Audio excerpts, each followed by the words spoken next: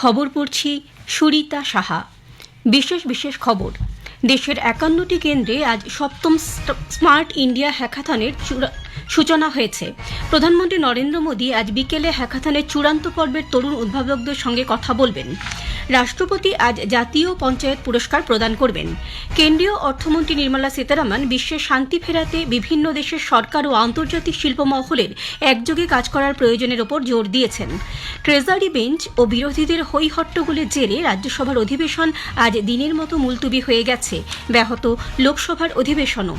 বাংলাদেশ সরকার জানিয়েছে সংখ্যালঘুদের বিরুদ্ধে আক্রমণের ঘটনায় ৮৮টি মামলা দায়ের হয়েছে, গ্রেপ্তার ৭০ জন। আইএসএল ফুটবলে আজ চেন্নাইয়ে হায়দ্রাবাদ এফসি চেন্নাইয়ান এফসির বিরুদ্ধে খেলবে। আসছি বিস্তারিত খবরে। দেশের ৫১টি নোডাল কেন্দ্রে আজ সপ্তম স্মার্ট ইন্ডিয়া হ্যাকাথনের সূচনা হয়েছে। হ্যাকাথনের সফটওয়্যার সংস্করণ চলবে একটানা ৩৬ ঘণ্টা। অন্যদিকে হার্ডওয়্যার সংস্করণ চলবে ১৫ই ডিসেম্বর পর্যন্ত। শিক্ষামন্ত্রী ধর্মেন্দ্র প্রধান ভার্চুয়াল মাধ্যমে এর উদ্বোধন করেন। বৈঠকে উপস্থিত কেন্দ্রীয় শিক্ষা প্রতিমন্ত্রী সুকান্ত মজুমদার সহ অন্যান্যরা। শ্রী প্রধান বলেন, সাম্প্রতিক বিভিন্ন সমস্যার সমাধানে এই হ্যাকাথন গুরুত্বপূর্ণ ভূমিকা পালন করবে। आइडिया और उसकी जर्मिनेशन जो आज इस स्मार्ट इंडिया हैकाथन में विश्व की वर्तमान की समस्या के साथ साथ आने वाले सेंचुरी की सॉल्यूशन इसमें देख पा रहा हूं। इसकी झलक मेरे को ऑस्ट्रेलिया में भारत के बारे में मिला। आज विश्व में 64 डीप टेक्नोलॉजी में क्रिटिकल टेक्नोलॉजी ट्रैकर की प्लेटफॉर्म पे इसको समीक्षा कर रहा है। आउट ऑफ 64 35 एरिया में भारत विश्व की पहला 5 देशों के अंदर है। প্রধানমন্ত্রী নরেন্দ্র মোদী আজ বিকেলে স্মার্ট ইন্ডিয়া হ্যাকাথন ২০২৪-এর চূড়ান্ত পর্বের তরুণ উদ্ভাবকদের সঙ্গে কথা বলবেন। ১৩০০রও বেশি পড়ুয়াদের দল চূড়ান্ত প্রতিযোগিতায় প্রতিদ্বন্দ্বিতা করছেন। প্রধানমন্ত্রী এই অনুষ্ঠানে সমবেতদের উদ্দেশ্যেও ভার্চুয়ালি ভাষণ দেবেন। পশ্চিমবঙ্গে আইআইটি খড়গপুরে স্মার্ট ইন্ডিয়া হ্যাকাথনের সপ্তম পর্যায়ের গ্র্যান্ড ফিনালে পর্ব চলছে। আজ ও আগামীকাল সফটওয়্যার এডিশনের চূড়ান্ত পর্যায়ের অনুষ্ঠান আয়োজন করা হয়েছে। মোট ৩৫টি দল প্রতিযোগিতায় অংশগ্রহণ করেছে। আজ সকালে স্থানীয় পর্যায়ের হ্যাকাথনের উদ্বোধন করা হয়। রাষ্ট্রপতি দ্রৌপদী মুর্মু আজ নতুন দিল্লির বিজ্ঞান ভবনে জাতীয় পঞ্চায়েত পুরস্কার প্রদান করবেন। এবছর ১,৯৪,০০০ গ্রাম পঞ্চায়েতের মধ্য থেকে বিভিন্ন বিভাগে ভালো কাজ করার জন্য মোট ৪৫টি পুরস্কার দেওয়া হবে। তৃণমূল স্তর থেকে দীর্ঘমেয়াদী উন্নয়নমূলক কাজের পরিচালনাকে স্বীকৃতি হিসেবেই এই পুরস্কার, যা আগামী দিনে পঞ্চায়েত ব্যবস্থাকে শক্তিশালী করতে সাহায্য করবে। এবছর ত্রিপুরা এবং ওড়িশা সর্বোচ্চ ৭টি করে পুরস্কার পাচ্ছে। ত্রিপুরায় বিভিন্ন জেলা, ব্লক এবং পঞ্চায়েত মিলিয়ে মোট ১০ কোটি টাকা মূল্যের পুরস্কার পাবে। গোমতী জেলাকে দেশের সেরা জেলা পঞ্চায়েতগুলির মধ্যে নানাজি দেশমুখ সর্বোত্তম পঞ্চায়েত সতত বিকাশ পুরস্কার দেওয়া হবে। আজকের অনুষ্ঠানে পঞ্চায়েতি রাজমন্ত্রী রাজীব রঞ্জন সিং পুরস্কারপ্রাপ্ত পঞ্চায়েতগুলির ওপরে একটি পুস্তিকাও প্রকাশ করবেন। কেন্দ্রীয় অর্থমন্ত্রী নির্মলা সীতারামন বিশ্বের শান্তি ফেরাতে বিভিন্ন দেশের সরকার এবং আন্তর্জাতিক শিল্প মহলের একযোগে কাজ করার প্রয়োজনের উপর জোর দিয়েছেন। আজ নতুন দিল্লিতে অর্থমন্ত্রী ভারতীয় শিল্প মহাসংঘ সিআইআই এর উদ্যোগে আয়োজিত গ্লোবাল ইকোনমিক পলিসি ফোরামের সভায় ভাষণ দিচ্ছিলেন। তিনি বলেন, বর্তমান বিশ্বে অগ্রাধিকারের ভিত্তিতে শান্তি ও স্বাভাবিক পরিস্থিতি ফিরিয়ে আনা দরকার। যে কোনোভাবে যুদ্ধ এড়িয়ে চলতে হবে। তিনি বলেন, মুদ্রাস্ফীতির নিয়ন্ত্রণ বর্তমানে বিশ্বব্যাপী এক চ্যালেঞ্জ হয়ে উঠেছে। Inflation doesn't respect borders. The inflation is so contagious. The primary cause is the disruption, the skirmish, the war, and world is facing a challenge which is reflected in very many ways in our economies. So I would think it's incumbent upon all of us, industry, government, policymakers, citizens and citizens forum, to try to have some normalcy. ভুটানের অর্থমন্ত্রী লিওনপো লেকে দর্জি, মালদ্বীপের অর্থমন্ত্রী মুসা Jamir, CII এর president Sanjeev Puri সহ বিশিষ্ট ব্যক্তিবর্গ উপস্থিত ছিলেন। প্রতিরক্ষামন্ত্রী রাজনাথ সিং গতকাল রাশিয়ায় রাষ্ট্রপতি ভ্লাদিমির পুতিনের সঙ্গে সাক্ষাৎ করেন।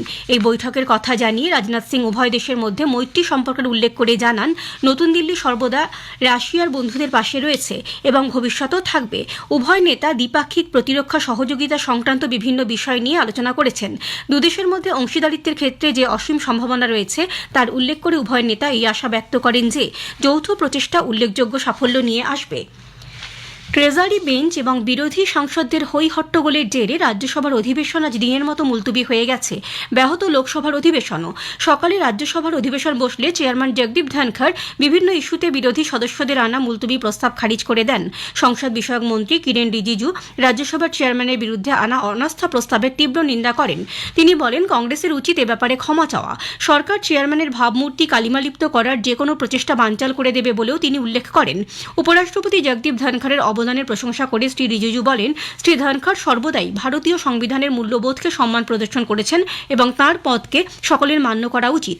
শ্রী রিজিজু ফের একবার মার্কিন যুক্তরাষ্ট্র ভিত্তিক সংগঠন সোরস ফাউন্ডেশনের সঙ্গে কংগ্রেসকে যুক্ত থাকার অভিযোগ তুলে বলেন, ওই দল দেশের স্বার্থবিরোধী কাজ করছে।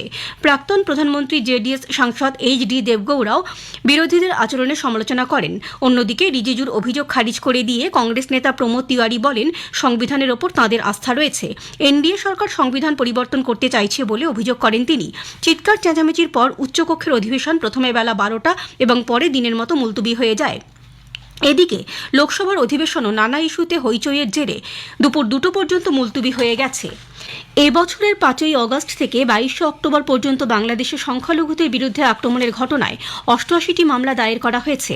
এসব ঘটনায় 70 জনকে গ্রেপ্তার করা হয়েছে। গতকাল সে দেশের মুখ্য উপদেষ্টার প্রেস সচিব শফিকুল আলম সাংবাদিকদের একথা জানিয়েছেন। সুনামগঞ্জ, নরসিংদী, চট্টগ্রাম এবং ঢাকায় সংখ্যালঘুদের ওপর আক্রমণের সাম্প্রতিক ঘটনার উল্লেখ করে তিনি বলেন, এই ধরনের ঘটনায় মামলা এবং গ্রেপ্তারের সংখ্যাও বাড়ছে, কারণ বিভিন্ন স্থান থেকে নতুন কিছু ঘটনার খবর পাওয়া যাচ্ছে বলে বাংলাদেশ সংবাদ সংস্থা জানিয়েছে। আলম জানান, পরে এইসব ঘটনা বিষয়ে বিস্তারিত জানানো হবে। তিনি বলেন, এই ধরনের হিংসাত্মক ঘটনায় জড়িত প্রত্যেকের বিচার করা হবে এবং শাস্তির ব্যবস্থা করা হবে। তিনি জানান, দায়ের হওয়া মামলাগুলির মধ্যে বেশ কিছু প্রাক্তন শাসক দলের সদস্যদের বিরুদ্ধে হিংসার ঘটনাও রয়েছে। পশ্চিম এশিয়ার দেশ সিরিয়ায় সাম্প্রতিক পরিস্থিতির প্রেক্ষিতে ভারত সরকার 75 জন নাগরিককে দেশে ফেরত আনছে। এদের মধ্যে সৈয়দা জাইনাবে আটকে থাকা 44 জন জায়রিন রয়েছেন। সমস্ত ভারতীয় নাগরিক নিরাপদে লেবানন অতিক্রম করেছেন এবং ভারতে আসার জন্য পরবর্তী বাণিজ্যিক উড়ানের অপেক্ষায় রয়েছেন। বিদেশ মন্ত্রক এক বিবৃতিতে জানিয়েছে, দামাস্কাস বেইরুটের দূতাবাস ভারতীয়দের ফিরিয়ে আনার কাজে সমন্বয় সাধন করছে। বিদেশে থাকা ভারতীয় নাগরিকদের নিরাপত্তা সুরক্ষার বিষয়টিকে সরকার সর্বোচ্চ অগ্রাধিকার দিচ্ছে। প্রধানমন্ত্রী নরেন্দ্র মোদী বিশিষ্ট তামিল কবি ও স্বাধীনতা সংগ্রামী সুব্রমণ্যম ভারতীর জন্মজয়ন্তীতে শ্রদ্ধা জানিয়েছেন। এক সোশ্যাল মিডিয়া পোস্টে শ্রী মোদী তাঁকে এক ভবিষ্যৎ দ্রষ্টা কবি, সাহিত্যিক, সমাজ সংস্কারক এবং স্বাধীনতা সংগ্রামী বলে বর্ণনা করেছেন। দুপুরে তাঁর বাসভবনে প্রধানমন্ত্রী সুব্রমণ্যম ভারতীর রচনা সমগ্র প্রকাশ করছেন। 23 খণ্ডে সম্পূর্ণ এই সমগ্র সংকলনটি সম্পাদনা করেছেন সিনি বিশ্বনাথন। প্রধানমন্ত্রী নরেন্দ্র মোদী আজ গীতা জয়ন্তী উপলক্ষে দেশবাসীকে শুভেচ্ছা জানিয়েছেন। সামাজিক মাধ্যমের এক বার্তায় শ্রী মোদী বলেন, ভারতীয় সংস্কৃতি, আধ্যাত্মবোধ এবং ঐতিহ্যকে পথ দেখিয়ে নিয়ে চলা এই ঐশ্বরিক ধর্মগ্রন্থের জন্মদিবস উপলক্ষে আজকের এই পবিত্র উৎসব পালিত হচ্ছে। এদিকে মধ্যপ্রদেশে গীতা জয়ন্তী উপলক্ষে Guinness book of world record সৃষ্টির জন্য গীতা পাঠের আয়োজন করা হচ্ছে। প্রধানমন্ত্রী নরেন্দ্র মোদী এবং স্বরাষ্ট্রমন্ত্রী অমিত শাহ আজ ভারতের প্রাক্তন রাষ্ট্রপতি প্রণব মুখোপাধ্যায়ের জন্মজয়ন্তীতে শ্রদ্ধার্ঘ্য নিবেদন করেছেন। এক সোশ্যাল মিডিয়া পোস্টে প্রধানমন্ত্রী প্রণব মুখোপাধ্যায়কে একজন বিশিষ্ট রাষ্ট্রনেতা হিসেবে বর্ণনা করেন। তিনি বলেন, শ্রী মুখোপাধ্যায় ছিলেন একজন অভিজ্ঞ প্রশাসক ও জ্ঞানী ব্যক্তি। দেশের উন্নয়নে তার অবদান বিশেষভাবে উল্লেখযোগ্য। তার মধ্যে বিভিন্ন পর্যায়ে ঐকমত্য গড়ে তোলার এক অসাধারণ দক্ষতা ছিল। অন্যদিকে কেন্দ্রীয় স্বরাষ্ট্রমন্ত্রী অমিত শাহ বলেছেন, জাতীয় পর্যায়ের প্রশাসনের ক্ষেত্রে তিনি অত্যন্ত গুরুত্বপূর্ণ ভূমিকা নিয়েছেন। আইএসএল ফুটবলে চেন্নাইয়ে জওহরলাল নেহরু স্টেডিয়ামে আজ চেন্নাইয়ান এফসি হায়দ্রাবাদ এফসির বিরুদ্ধে খেলবে। খেলা শুরু হবে সন্ধ্যে 7:30টায়। চেন্নাই 11 ম্যাচে 12 পয়েন্ট নিয়ে লীগ তালিকার নবম স্থানে আছে। দ্বাদশ স্থানে থাকা হায়দ্রাবাদ এফসির 10 ম্যাচে পয়েন্ট 7।